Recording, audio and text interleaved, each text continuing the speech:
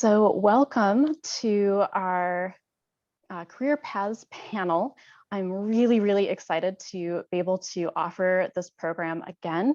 It's been a couple years since we were able to do this because of the pandemic, of course. And I am delighted to have Connor Thompson, Jack Schaefer, and Ronke Ako join us today to share a little bit about their experiences in the digital humanities program. They all had different majors. They've gone on to different career paths. So I'm really excited for you to just get a sense of the variety of options available coming out of the digital humanities minor. So again, thank you to our presenters so much for joining us today. And I believe our order here is to begin with Connor, who graduated in 2019 and also worked for the DH program as one of our undergraduate assistants and just integral to helping us rethink the website design, doing a lot of data visualization to study the program. So for those who are current minors, these are also options down the road. So you can also keep that in mind and get in touch with me if you are interested in working with the DH program. All right, without further ado, I'll go ahead and turn it over to Connor. So just very quickly, the order will be Connor, Ronke, and then Jack. And at the end of each of their presentations, at the very end of our session, there'll be time for Q&A. And I would encourage you, if you have questions come to mind during their talks, just go ahead and type those into chat while you're thinking of them. I'll collect those questions, and then I will do sort of a moderated Q&A at the end. All right, Connor, go ahead and take it away. Sounds good. Thanks, Professor S. So hi, everyone. Connor Thompson. I graduated in 2019 from UCLA with a degree in economics in the DH minor. I'll tell you about what I do now and how that's related to DH, but I kind of want to go back and tell you the full story, how I learned about digital humanities, why I ended up pretty much building my entire UCLA experience around it. But when I got to UCLA, I, like many people, didn't really know what I wanted to do. I chose economics as a major because I heard that's pretty safe. You can kind of spin it in a lot of different directions.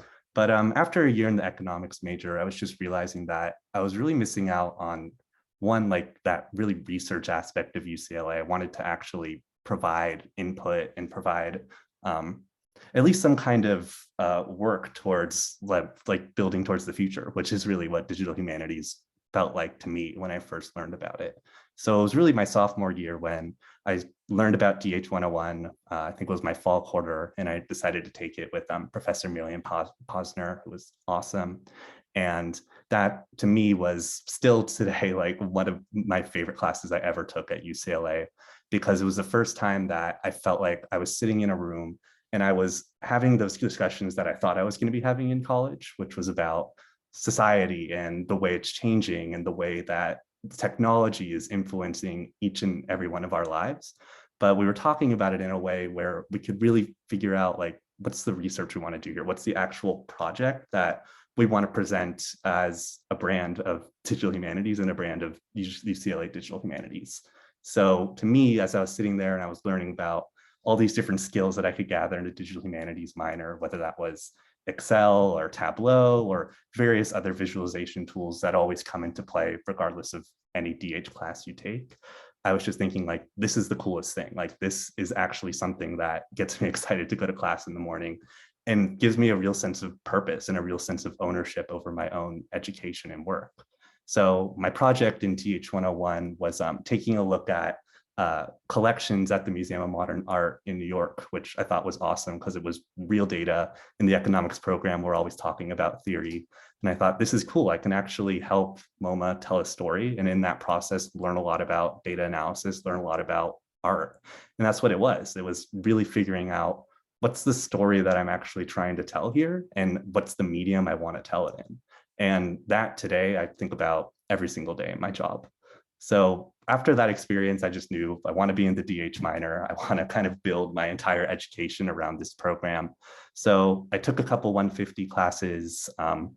I can't remember every single class I take these days, in quite honesty, but some of my favorites were I took a class with Professor Todd Presner as a 199, which was taking a look into collections at the Shoah Foundation of historical recordings of survivors of the Holocaust and trying to figure out what kind of data can we pull here in an ethical way? What kind of story do we want to tell that is true to the stories that these survivors told back in the 1950s when these were recorded? So it was things like that that were just instrumental to me figuring out what I wanted to do with my life, because I was excited about like the hunt. It was really, what is the story here? What are the tools that I've been given as a DH student to figure out that story?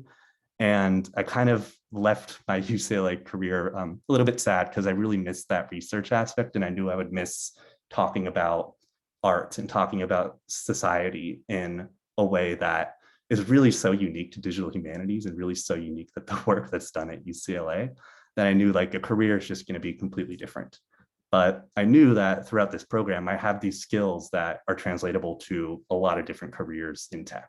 So I had learned Tableau, I had learned a little bit of HTML and CSS. I had worked on various Excel projects, even within the DH minor as the assistant, just going through data, making sure that we were tracking and telling interesting stories about what the students were doing in the program. But with that, I was still lost on what do I actually want to do here? Like college tells you, you can be a doctor, you can be a lawyer, but there's like a million other jobs that are out there. And I was like, okay, I want to be able to just take the core aspect of digital humanities, which I thought of as how do you take information and turn it into a story and just make that my job. So I applied to a bunch of different jobs that had that analytics aspect. They were looking for someone who was comfortable with numbers, but it was truly about people who are able to present and were able to kind of tell a convincing narrative, because a lot of work is just trying to keep people interested. So I started working for a company called Salesforce, which I like to tell this story. On the day of my DH graduation, they announced that they had acquired Tableau. And I was like, oh, great, this is one less product I'm going to have to learn on the job. And even today, I use Tableau like pretty much every day. But I started as it's a very fancy title, but essentially I was a consultant, and I would go to all these different customers and I would talk to them about their tech stacks, and I would try to figure out a way to make them interested in Salesforce and convince them that the products that we were providing to you are more than just tech. They're about making sure that you can provide an excellent customer experience, making sure that, unfortunately, if you work in corporate, you can hit a certain number is pretty much what it comes down to a lot of times. But through that process, I learned that while I do enjoy that client interaction and I do like being able to kind of weave those stories together, it was really the kind of investigative portion of DH that was more interesting to me. I liked being the guy to crunch the numbers. I liked being the guy to find the trends. So I had that job for about 2 years. Today, I work in product strategy at Salesforce under a suite of products that are marketing related. And my job is 100% analytics, and then less so telling that story, but making sure I'm giving other people tools that they can tell that story easily. So I'm using Tableau every day. I'm now using Python, which I know we have a couple 199 classes and probably a 150 that incorporates the Python into it. But all of these skills, like when I'm working, I'm thinking about, I know this because of DH. And not only do I know it because of DH, I care about it because of DH, because it was presented to me in a way where it was interesting. Like it's a lot more interesting to try to tell a story about the museum collections at MoMA than to tell a story about how a sales leader can hit their number, unfortunately. But it's still extremely relevant. And because I learned in that format, to me, I can still remind myself that there is a greater purpose here. It's more than just crunching numbers. It is about classification, and it is about like all those little things that kind of go into building a convincing narrative or a digital narrative. So that was a lot of information. I'm not sure like what else I should share here. Professor S, if there's anything else you think I should bring up. Yeah, I think that's a good summary to get us started. And as we transition, I just want to provide maybe a minute or so for people to think about what questions they want to ask, because they'll be able to ask you for more details about anything that they're particularly interested in at the end of our panel. Totally. Great. Thank you so much, Connor. So I should also mention that Connor especially, but also even Ronke and Jack went through the program before we were able to expand our courses quite a bit. So probably at the very end, I'll just pull up a quick overview of all the different kinds of classes we've offered this past year. We'll be offering a very similar suite next year. And so you'll get a sense of kind of what are some of the options now that we've been able to diversify those classes quite a bit more. Okay, so again, if you have any questions that you'd like to pose to Connor at the end of the panel, go ahead and drop those in chat. And now I am honored and delighted to turn it over to Ronke, who actually developed her own major, and digital humanities was a part of that. So even though she only took two kind of formal classes, she worked on an intense, incredible thesis as a part of this major. And I hope she's willing to share a little bit about both the experience and some of her findings, because it was fascinating. And I'm sure that will be of interest here as well. So without further ado, Ronke, I'll turn it over to you.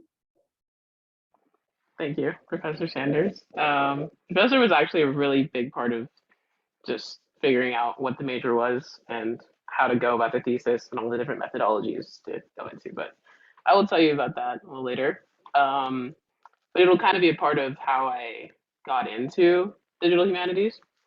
I was intending to create a major called media entrepreneurship initially, and I was trying to find advisors for this because you need two advisors to build a proposal and present it to the Letters and Sciences College. And I actually approached a lecturer of mine in Italian because at UCLA I did that major, music industry and media navigation. That's what it ended up being in the end. And I minored in Italian. So I had this big language culture focus, and I just really trusted those professors. So I went to one of them. Her name is Claire Lavagnino, and she actually couldn't be my advisor. That was just like the starting point, but she couldn't be my advisor because she was a lecturer, which I did not know. But she did point me in the right direction. And eventually, after talking about what I wanted from the major, she pointed me towards digital humanities. And there was this class, it was about blockchain that had apparently been taught in the past. And so I kind of got put in touch with Professor Sanders and another professor. And the path with Professor Sanders kind of started. She told me about her office hours. I came to chat with her. And we were just talking about taking those classes and eventually like putting it as a big component of the major. So after a couple of conversations, Professor graciously agreed to be my advisor, along with Professor Robert Fink in the music industry department. So we just kind of started crafting the major, and I started exploring different options and understanding what digital humanities really was and what it meant. And it became my understanding that it was about power and identity, and how power has shifted throughout society, but how it really is like data focused, and those who control the data really do have the power in the world. So I think it was interesting to eventually take control of data and the data that I found in my thesis and kind of be the one to have power in the situation. But basically, the major was three components. It was identity politics, mass media communication strategies, and music industry as a business. And I kind of wanted to take back power with the major. That was kind of the whole point of it. So having digital humanities as part of it, which I took the 101 course and the 150. The 150 was social media data analytics. I really wanted to focus on two particular women, Tracy Chapman and Indy Ari, who are two of like my biggest inspirations because I am a singer songwriter as well, and I was curious to see how people perceived the singer songwriter concept. Because the way that I perceive it is might be different from the way you guys perceive it.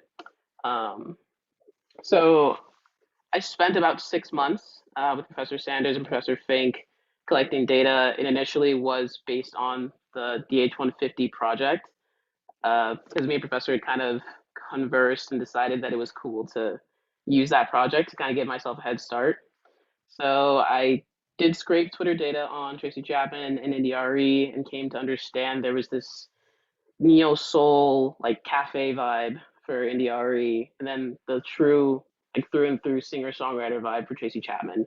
And that was just interesting to see like the juxtaposition of those two different identities for them because they're both singer-songwriters and they both kind of do the same thing, both have guitars, but it's just a matter of perception. So that's kind of where I started. And then I moved into Pandora, Spotify, Apple Music data, collecting what kind of music was played alongside those artists on their radio stations, and understanding how they think about what a singer songwriter is, or what an artist that sounds like Tracy Chapman is, what an artist that sounds like India.Arie is. And that's kind of where ontology comes in, I think. DH 101 is where I learned about ontologies, which I think has shaped how I think about everything.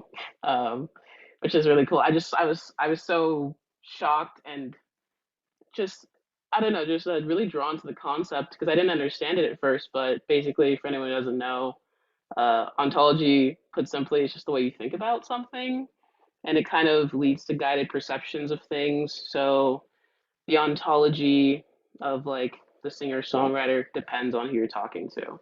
The way that I think about it is, different from the way someone else does. But aside from the streaming platform data, we eventually got into color on album covers, which was Professor Sanders' idea. So thank you, Professor Sanders.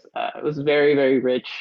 And I came to understand how colors showed up throughout different music eras and kind of what they meant, especially in relation to genre, and found out that genre is so deeply rooted in race and like gender, power, sexuality. It was just all these things that were just really rich. I think there was one more methodology. I think it was I sent out Google Forms to peers and got what they thought about a singer songwriter. And eventually it was like concluded that Tracy Chapman was considered more of a singer songwriter than India.Arie, but also more people knew who Tracy Chapman was. Um, but my main conclusion throughout that entire thesis, it was very, very long, very dense, was very simple. It was just that artists have a brand, something that they may not be intending to convey, but it will always be perceived. And it will be perceived a certain way by those in power. It will be perceived a certain way by audiences that are in power, and the audiences that are in power shift throughout time periods.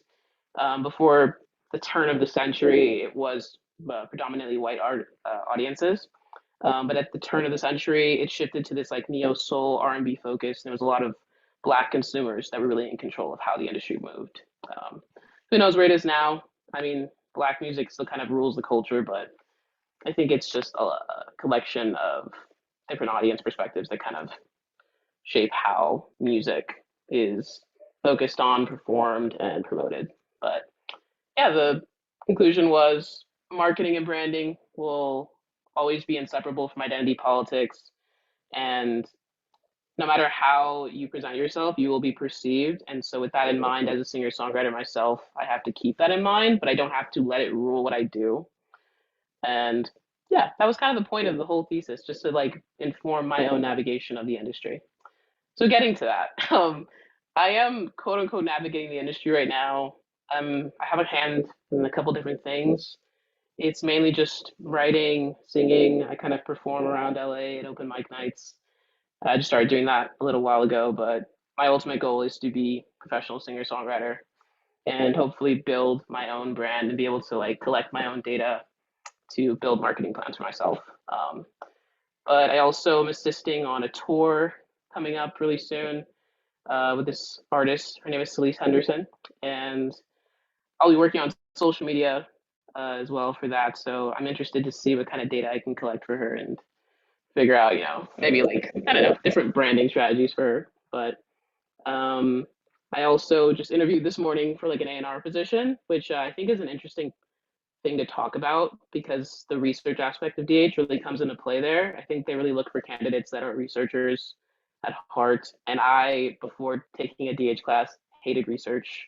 To be honest with you, hated it. I came to love it though, just because of the type of stories that you can tell and the different methodologies you can use to kind of make it fun. But yeah, my actual position is creator acquisition and operations at this startup company called Pearpop. And there, when I started back in October, I believe it was, I was supposed to be a talent growth specialist, which kind of entailed taking data from creators, from people across the company, and understanding where to lead creators so that they can grow their audiences using our platform. It was a lot of just, polling people for what they felt about the platform, where they thought they could grow, and different trends in the industry, and kind of following them to create new strategies and initiatives. And I think DH has kind of helped me navigate that, especially as I've shifted into more of an operations role. I handle a lot of data. I've been the one that people go to kind of create more data-driven strategies. So if they give me a pile of data, let's say on the amount of creators that are onboarded onto the platform for a day, I will take that data, report it, but then I also think about different ways you can present it. Maybe like the trends of what day is the most active, what week, what time of year are creators most looking to our platform to kind of grow their audiences. And I'm trying to think, is there anything else? Skills from DH 150, 101. The ontology understanding of that, I would say, is a skill. I won't spend too much time on that one, but I do think project management was a big one. That was my role in DH 101, and I was kind of scared to do it. But I think stepping into that leadership role and learning how to communicate with the group, delegate roles, kind of understand the process of leading a research endeavor from start to finish from that outside perspective was really cool. And I was able to take that into DH 150 and do a project on my own. That was the start of the thesis, and just understand how to use my identity to guide how I look at data, but then also understand that as a person who has to kind of think about their identity so much, I can also think about someone else's and not have a super narrow ontology, a super narrow grasp of something. So those are pretty like, I don't know, abstract skills, but those are two of the skills that I felt like I took away. And I would say tips and tricks, maybe not tricks, tips for current students, prospective students is just if you know where you want to go in the future and if you know what career you want, be very strategic about the types of classes that you choose. I think Professor Sanders assisted me in being strategic about ones that would be perfect fits for my major. So with that, talk to professors, ask them if there are certain projects that you can make your own, things that you can use to help you get where you want to be. If you don't know where you want to go, just be open because there's some way, shape, or form that you can get into a class and use the project to take your interests to new heights, I think. So that is my spiel. Thank you so much, Ronke. It's also exciting to hear that you're out performing live. I got to hear some of Ronke's music as she was developing an EP. It's brilliant, beautiful, heartbreaking and hopeful all at the same time. I highly recommend going out to hear her if you are in the LA area. Yeah, thank you so much for sharing your experience. Thank you. Really exciting. Yeah. So again, we'll have time for Q&A at the end. And now it is my privilege to introduce Jack Schaefer, who also graduated in 2021 and took several classes with me and also got to work with Professor Presner. Professor Presner, for some of our newer students, is the former chair of digital humanities. He is now the current chair of European languages and transcultural studies. And we have a new chair who's also fantastic. But Professor Presner is still running the research group that Jack will talk about as well. So if you're interested and you've got some of those skill sets that you might be looking for, definitely get in touch with him. He's fantastic to work with. All right, now I will turn it over to Jack. Yes, hello. I apologize, my voice might be a little hoarse, just getting over a cold. It's not COVID, I tested. Professor, I don't mean to ask for too much, but is it okay if I share my screen right now? Is that like part of a... Oh, yeah, you are welcome. Let me just I want to make sure that. the options are in place and such. Yes. Yeah, you should I do know. that option now. I made a presentation. Okay, cool. Let me see here. Yeah, here we go. That looks good. All right. That's my name. Here I am. I think this will work. Okay. Oh, that's Okay, here we go. Yep. Okay, so just to begin with a quick summary where we're going to go into why DH, I'm going to go into some of my formative DH adjacent experiences at UCLA, where I'm at now, and my advice to you all. I have this here. I'm only 23, so, I don't want to say take it with a grain of salt because you all are here to hear some advice, but, I think that I have some advice, but other perspectives are also valid. So we'll start at the beginning, right? Why DH? This is something, again, that we've talked about. I've heard some great answers from our other presenters here, but my story starts like this. Here's me freshman year. I came in with a very extensive plan at UCLA. It started with be an undeclared social science major. That was step one. And then step two was yeah, that's kind of where the plan fell apart. I really didn't know what I wanted to do at UCLA. I had a lot of interests. Some of these interests included philosophy. I knew I really was interested in that sort of field and way of thinking. Psychology seemed really cool as well. I had taken some psychology courses during my time in high school. That seemed like a kind of promising field, and UCLA is very well known for for that department. AI was this kind of new and fascinating thing. Computer programming as a whole, I had dabbled in before, and that was something I was interested in. Neuroscience was also fascinating. I'll sort of get to the point here. Anthropology was cool. Linguistics seemed interesting. And this was all cognitive science, right? What I really liked about Cog Sci as a major, I should specify, was that it was like the interdisciplinary nature of it really allowed me to choose my own path and explore all these different and fascinating fields of study. But it didn't quite cover all my interests, right? I thought history was really fascinating. I absolutely loved my AP US history teacher and world teacher in high school and had already taken some classes there. Media studies as well. I thought that was fascinating. And this is where digital humanities comes in. Again, like many others here, I was really drawn to the interdisciplinary nature of digital humanities.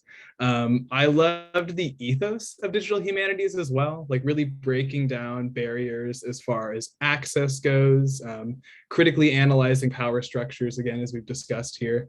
This all really appealed to me. And so I kind of finalized my plans. I say finalized, but I decided that the path I was going to take is a cognitive science major and a digital humanities minor.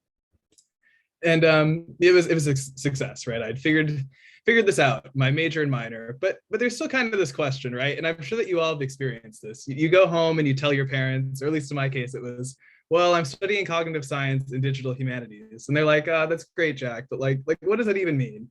And so I think a key part of my development was figuring out, where am I going to specialize in this space? Because as we see in this diagram, and like, as you all know from digital humanities, this is so broad. There's so many different fields you can go into here. And I think an important part, at least for me, was specializing to a degree, right? And so I decided that AI, computer programming, computation as a whole was kind of going to be like the center of my education, and then everything else would kind of connect to that in some way. And so some really fascinating classes that I took that weren't necessarily DH, but I think still very digital humanities informed. One of them was this neural networks course where I developed with a partner a system that would attempt to classify various clothes items. And in this case, it was using like real world data. A lot of neural networks are trained on very clean looking data. And so our sort of goal was, hey, let's test out a neural network with real data and kind of explore that space. So that was a really fascinating way to, you hear about neural networks in theory and in discussion. And so it was a great way for me to like put neural networks into practice. That was one highlight of my time at UCLA. Additionally, as I'd mentioned, I was really interested in philosophy, and I ended up really gravitating towards this one specific professor. His name is Professor Greenberg. I think he's fantastic. If you happen to need to pick up you have a philosophy requirement or something like that, I think he's great. And this is one of my end classes here. And I just bring it up because this is a little screenshot of a Venn diagram generator that I had made. And this wasn't like really necessarily required. For the final project, I wanted to make a little interactive tool that would convert logic into these Venn diagrams that we had studied. But like the idea behind making it interactive is that the interactivity would work better for the user than just like learning these things out of a textbook. And so that was a really fun way for me to kind of take some of my programming skills I had learned earlier at my time at UCLA and apply them to philosophy, which is like not a connection a lot of people would like make. I guess by that I mean like two very disparate fields, and digital humanities kind of taught me to bring these things together and experiment. And then also, like many others, I was in a DH 150 program, social media data analytics as well, with additional research, right? I took a 199. And this is a diagram. You might not be able to make all the information out here. That's okay. But it was data scraped from the Parler website after the Capitol riots. So sort of this dramatic event happened and there was a lot of controversy around it. And for me, this was a way to like go in, collect data, make sure that this data was like more or less accessible. There's sort of an ethical debate around it, but I thought it was important that this data was captured and could be processed in a meaningful way. And I think it like, I don't know, doing this project in a way was like helping me connect to this, these wider ideas of like, okay, how can we use the knowledge we've learned in digital humanities and apply it to a contentious real world situation. So this is a really fascinating project. And again, it was great to work with Professor Sanders on this one in particular. So after graduating, I didn't have any definitive plans, but I was working in Professor Jung-Suk Ju's computational media lab. For those who don't know, Professor Ju is a professor in the communications department, but although he's in communications, he is trained as a computer science, which I think really ties into the DH interdisciplinary aspects. I got to work on a lot of computational social science related projects. It was really cool.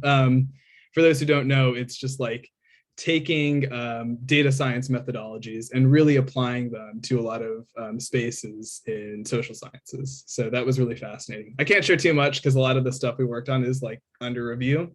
All I can say is off-the-shelf machine learning solutions are amazing, and also modifying them yourself is great, but it is really incredible what is out there as far as like what Google and other companies are providing for you to work with. That being said, this comes with certain like questions about power, but regardless, this is a great way for me to work with experts on these machine learning solutions. Robots are also cool. I got to work with one of these. This isn't the exact model, but a robot that would essentially communicate with humans. I got to be one of the subjects for the robot and work with human computer interaction in the form of a arm robot that looked like this. And then I'll get into what was discussed before. I worked with Professor Todd Presner in the Holocaust and Genocide Studies Digital Research Lab. So this is also affiliated with USC. And in this lab, essentially the goal of the Shoah Foundation was to collect and preserve existing Holocaust testimony.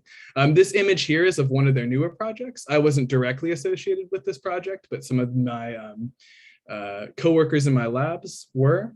In this particular project, they're capturing testimony from a survivor, but they're actually capturing it in three-dimensional space. So it can later be projected for various VR and other, uses with new ways of, again, working with these testimonies. The project in particular that I worked on had to do with this particular problem. So the Shoah Foundation has over 54,000 video testimonies. And this is, we work with other data sources, but this is a good just like one number to throw at you. And this number is exceptionally large. Like there's no way a scholar using old ways of looking at testimony, and by that I just mean like reading a testimony one by one, could comprehensively understand this sort of thing. And this is where we bring in computation and data science and like new ways of looking at things to understand these testimonies. So what we would do is we would take certain sentences and we would parse them into three segments, right? In this particular sentence, which reads, "The Jews had to wear a star," we would parse it out into subjects, relations, and objects. And then I took this, I'm gonna exit out and change tabs here. Excuse me, so the Zoom thing's in the way, so I just want to make sure I'm tabbing over to the right area. Yeah, here we go. This is like the prototype that I made, and we won't spend too much time with this, but this kind of shows how you can take all of these extracted subjects and objects and like see these connections. You can see all the testimonies that discussed radios, right? You couldn't own a radio. My parents used to have a radio. And so this was a way that we could like solve this problem of how do we look at all these different testimonies and like look at them in a comprehensive way. And this is a way that these testimonies overlap and interact. And it was just a really great process making this. It's very iterative. It led to a lot of interesting ethical questions, and just, again, working with DH faculty was a total delight in this situation. I'm happy to share much more about that project if people are interested. And that pretty much, we're coming to the end of my spiel here. I work at IBM now. I won't go too far into detail here because I did just join about a month ago. My role is I'm a technical curriculum architect. They recently changed my name. It sounds very fancy, but essentially what I'm doing is developing a curriculum for various enterprise products. So people at IBM might need to deploy, I should say, an enterprise might need to deploy a certain solution, right? An example is you have a bunch of APIs floating around. You want a unified way to look at them all. Use our program, but they need to have comprehensive documentation on how to use the program they're offering. And I'm going to be the one writing that and writing courses on how to use that. So it kind of allows me to use my technical skills as well as my skills, working on teams and not just viewing a technical product as a technical product, but asking wider questions about how can we make these this course accessible? How can we make it understandable to certain audiences? These are a lot of the questions that I deal with, but again, still pretty new here, so I have a lot to learn about this role. And then real quick, I'll go over just some tips and advice for current students. Yeah, explore your interests. But I do think it's important to find some way to specialize. And I don't think you should be too strict on yourself about this, but you should think like, I'm learning lots of different things. What's going to be the thing that I can offer that other students might, or I guess I shouldn't word this in a competitive way, but like, what's going to be the thing that makes you unique, right? What can you offer? And how can you further that? Kind of balance breadth with depth. I think going wide is great, but it's important to kind of develop something substantial as far as like a technical skill or knowing a lot about a certain knowledge domain, right?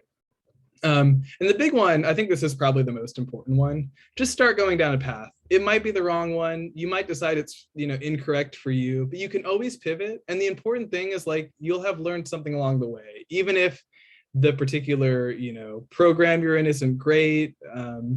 Even if your particular major is like, I'm not sure about this, like you can always change. And if you can't change, you'll have learned something new, right? And then you can do different things in the future. So I think that's so important to just like, no matter what it is, do something, right? The worst thing is like just being static and not knowing like, hey, do I do this or do that? Just try something and you can always change. And I think this is related, like say yes to people if they offer you various opportunities. I say at least at first, because I think it becomes a skill later to like know when you're overbooked or strung out too far. But I do think it's important when you're early in your career to just say yes to opportunities that come. I should mention like I'll go back a little bit. The computational media lab, this was like totally out of the blue for me. Like I just happened to have enrolled and participated in this particular professor's course, and sort of out of nowhere they offered me a position as a reader, and I wasn't sure if I wanted to do it, but I ultimately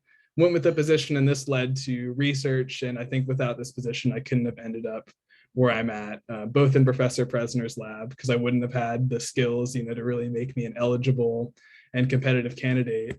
And moreover, I don't think I'd be working at IBM if it wasn't for that. So say yes to those opportunities. And I don't think research is for everyone, but it certainly was for me. And that was my like way to really propel my career forward. And so I would really recommend any of you to participate in the research process, which you have to do to a degree at DH, but I think it's really, you'll find it to be very rewarding.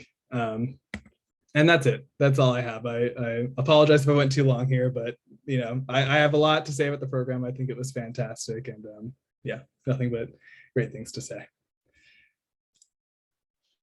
Oh, thank you so much, Jack. That was really, really fantastic. And I would just reiterate what Jack said about saying yes to opportunities, especially those that sort of seem to come out of the blue, because you never know where they'll lead.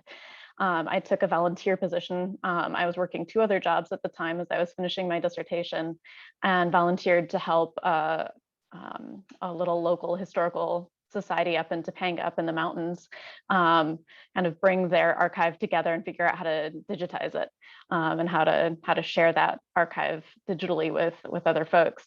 And that ended up leading to my first job post PhD. In fact, I actually got the job before I finished the dissertation. But if I hadn't taken that little volunteer position, I wouldn't have had kind of the skills I needed for what actually landed me the job in the end. So yeah, wonderful presentations. Thank you all so much. And we've actually got quite a bit of time here for some Q&A. So I'll just encourage us, because we're still a fairly small group, that if you have a question, go ahead and feel free to unmute yourself, or if you're feeling a little shy, that's okay. You can drop your question in chat, and I'll just read it out so that there's also audio for that question as well. Any questions for our presentation, for our presenters?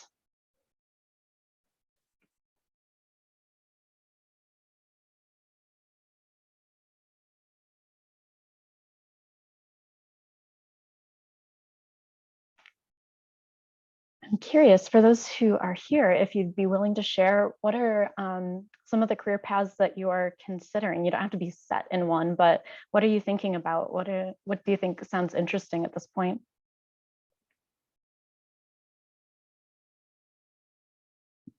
Hi, my name is Grace. I'm in my last quarter at UCLA and I just got into the minor. I'll be doing the capstone and everything over the summer, but I'm really interested in user experience design. And so that's the path hopefully I'll be going down. I'm looking for like internships and jobs and stuff right now, but yeah, I think a question would be, I mean, how did you land upon, like for like Connor or Jack, like how did you guys go through like the whole application and interview process? Like, did you see the job listing? Did you know someone that worked there? Like, how was that for you, the whole like initial part of looking for the job?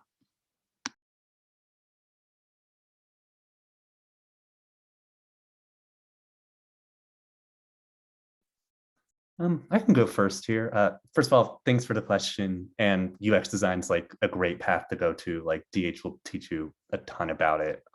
Actually, I know a few people from the DH minor who are now UX designers, so it's super common path. For me, it was a kind of a strange situation where I just applied to my job on Glassdoor. I didn't know anyone at Salesforce. I never interned at there prior to getting my first job out of college. But what kind of intrigued me about it was they were looking for specifically new grads. So I was like, great, that's less competition. But 2, they really defined the job as you're going to be learning about technology, but you're going to be learning about it in a way where you're talking about like the human impact of that technology. And that's about like as loose as you can get with like a corporate description. But to me, it was like, I think it was pretty true to what that job description said, where I came into it. And yes, I had to learn about kind of the nitty gritty details of a lot of these products that are just like very specific to companies trying to target their customers or companies trying to make their salespeople more efficient. But at the end of the day, it was all about like, how do I tell that story again? And how do I approach these customers in a human kind of way, where we're not just talking about the money that's going to a product, we're talking about like the actual implications of you using this product on how people perceive your brand. And that brand can be anything from corporations, like what I've worked with, to like your individual brand as a human. So I think DH really sets you up to think about like, one, what is that all going to look like in the future? Like how do you want to set yourself up, because you're all digital natives and because this minor talks a lot about digital technology, you're just super aware of how that affects your life and how that's going to affect your future career and how people perceive you in the workplace. So very long story short, I just applied on Glassdoor. Highly recommend you just like shoot a bunch of resumes out there. It'll be a little annoying, but with that said, like if you just sit and get like 15 done a night, I'm one of those people who's like, I feel good about just checking a box on a list where it's like, just shoot them out there and you're bound to find someone who gets back to you, especially in this job market right now where people are really looking. Okay, good to know. Thank you.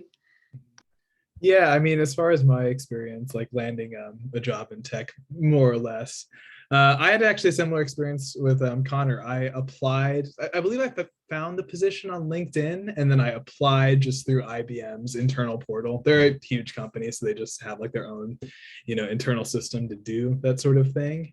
I think the number one thing and like the reason why I got the position was I had during my time in Professor Fresner's lab, so the one where we dealt with Holocaust testimony, I had to construct a tutorial on how to use that little tool that I made before and like how to install it, that sort of thing, so other lab members could use it. And I'm almost certain that's the reason why I got hired, is because I had that tutorial like just linked on my GitHub, and it was just something you could see and check out.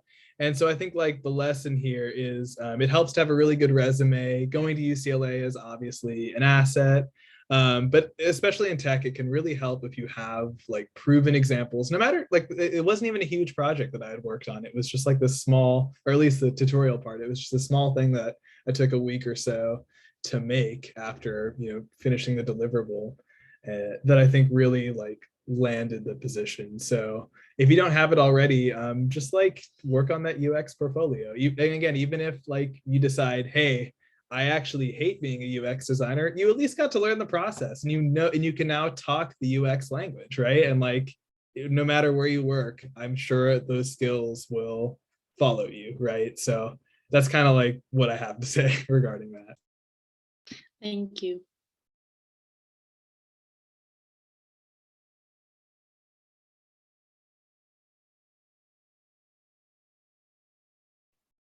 Yeah, Ronke, do you want to jump in? And I'm curious how you ended up finding the position you're currently in, especially assisting with the artist on tour. So the Pearpop position, Pearpop is also a tech company. We just dropped an app today, actually. So never mind, I'm not gonna plug Pearpop because I'm not really on Pearpop platform. But yeah, so I actually found that on LinkedIn as well. I was also doing what Connor was saying, just like putting my resume everywhere. I did it on like uh, what is the Handshake?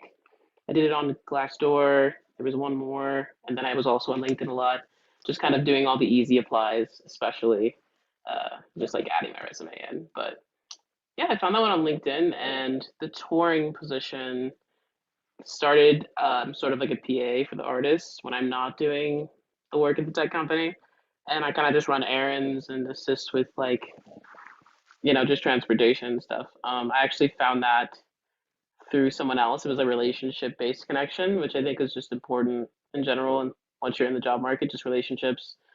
People will throw opportunities in your lap just because they know you're a good person and they know like your work ethic and stuff. But I did an internship before the Women's Audio Mission, which is like audio technology based. And I told them that in 5 years, I wanted to be on tour, either my tour or someone else's tour. And she told me about this opportunity to be like a PA. And after working with the artist for a couple months, she invited me to come on tour with her. So that's kind of how I found out about it. Yeah, very cool. So yes, internships are enormously helpful. Research opportunities, anywhere you have a chance to apply your skills and expand your networks, incredibly, incredibly helpful. So we saw in chat, Matthew's thinking about applying what he's learning in digital humanities towards data journalism. I've definitely had students go down that path. In fact, one of my students, I was previously out at the Claremont colleges before coming to UCLA, and one of my students from Claremont McKenna got a fellowship at the LA Times to learn data journalism because he had government econ major, and then he'd taken a number of digital humanities classes, and yeah, worked out great for him. He is now a journalist for ProPublica, which you'll probably recognize from some of our DH classes. We send you to some of their projects and their data as well. So highly recommend that. It definitely opens doors. Also, Emily wrote that they are, I'm not sure pronouns, so I'm going to be inclusive here. You can correct me, please, if I'm wrong. Exploring careers that have to do with research and technology. Would be great to land a job that allows them to use both and use knowledge of psychology. So still exploring. Yes, and I'm sure definitely Connor could speak to this too. Even though you weren't a psych major, I would imagine marketing has a lot to do with psychology and kind of reaching out in those client relationships and building those relationships and figuring out like what's going to connect with someone. The storytelling aspect of working with data, because you can work in data analytics, but then also have to convert perhaps the quantitative data you're working with to be meaningful for someone that doesn't want to look at a bunch of numbers. And so you have to kind of figure out, again, what story is going to connect with them and how can I convey this information? So there are a lot of different possibilities. I'm curious to hear from our presenters what you've seen where DH and psychology, where there might be some intersections with some of the kinds of things that you have experience with so far.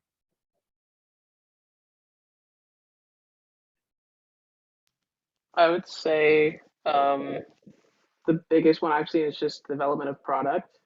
As far as like pair pop goes, for instance, it's a lot of like cross-functional work. So people will come to me on the creator team side from product and try to understand what creators want, how people think, how you navigate an app, like where your mind goes first, where your eyes go first. I think having a psychology background as far as like development of an app, I think could be really useful. Um, Especially like you will intake information from different teams very well. So I think that's something maybe to look into. Yeah, I mean, as someone who is in the psychology department, I honestly think it's kind of a tough question to answer because just again, both fields are so broad. I mean, one general thing is that like research methods in psychology tend to map all right onto a lot of the DH research methods. I mean, as UCLA teaches it, psychology is a social science. And so a lot of the social science methods overlap. Certainly when I was working in the communications lab, I could use a lot of my skills learned from both my DH and my psychology research methods course. So that's like one overlap. If you're thinking more industry, again, yeah, marketing is great. I have friends who worked in psychology and now work in HR in tech, which again, it kind of just depends on what flavor of psychology you're into. And then also, I believe it was Matthew who asked the question about data journalism. I couldn't agree more with Professor Sanders' answer. And I'm going to sound like a broken record here, but if you haven't already, like start a data journalism blog, like find something interesting and self-publish. I mean, that's like you'll learn something, and honestly, that's like truly independent journalism. That's when creators do that. I always think it's so cool and fascinating to find these small pockets of the internet where people are just doing their own things. And I think it can often lead to great opportunities. Yeah, just to add what to both Jack and Ronki has already said, US like UX research, UX design, like those would be the two first big things that pop into my head when I think about like the integration of psychology and tech. But with that said, like I think that's also a super limiting thing to say. Like oftentimes I have this conversation with my coworkers where there's a base level of understanding that you might have as a data analyst where you're asked to do something very specific, you get that number or whatever that insight is, and you kind of just push it along. And you can kind of get away with doing that for a little bit of time, but eventually like the people who are like really good at their jobs and really actually care about their jobs are people who are able to take the numbers and kind of understand like how are these numbers going to affect people. So I didn't really take any psychology classes when I was at UCLA, but from what I understand, like you're learning about how people react and you're learning about how people interpret information. All of that goes into like truly everything I can think of that I do in my job, where I'm handing over sensitive numbers. I have to understand like the impact of those numbers and how people are going to react to it. So I think like that psychology education, and again, I'm speaking without having actually ever taken a psychology class, will give you a really good understanding of people and a really good empathy for people and how they react.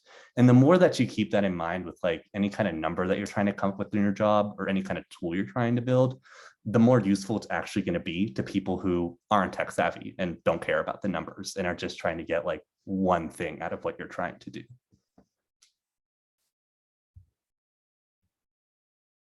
Yeah, I think that's a great answer, Connor. Yeah. Thank you, Jack. Yes, thank you all. This is why it's so great to have a panel, because you get to hear from so many different perspectives, from different majors, now from different fields. Really, really helpful. Are there other questions that you had, other career paths that you all are thinking about that you'd like to know a little bit more about, or simply just options? You know, because Connor and Jack and Ronke have accepted these current positions, and in Connor's case, previous position, doesn't mean that that's all they're aware of that's out there. I'm sure they applied to many different kinds of positions, so they can also speak to that variety as well.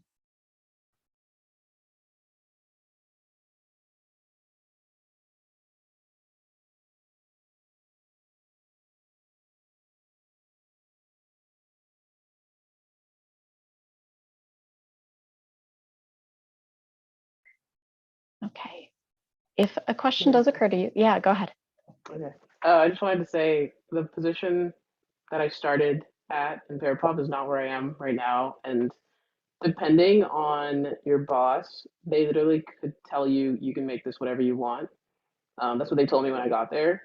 So I think that's important to remember as you're applying to different jobs, to maybe one of the questions when you're interviewing to be like, so what does this position entail? Do you think it can be flexible? Or do you think I can apply this type of skill that I have? Because it seems like a lot of the tech companies are super flexible these days, and you can make the job whatever you want. I'm sure they would love like a fresh perspective and a fresh take anyway. So I'll just keep that in mind as you're applying.